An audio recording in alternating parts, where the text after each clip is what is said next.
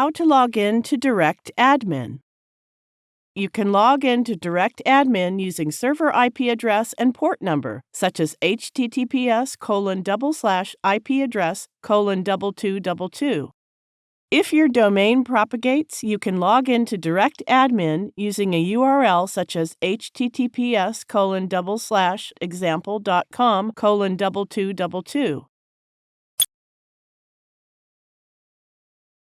Here, example.com is your domain or host name, and 2222 is the port number. The port number may be different.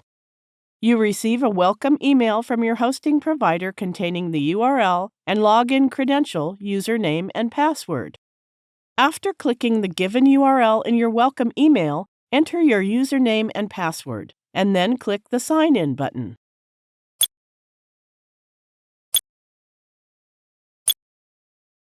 Whether you are admin, reseller, or user, DirectAdmin offers 3 access levels. From this interface of DirectAdmin, you can manage your domain and perform other web hosting-related tasks.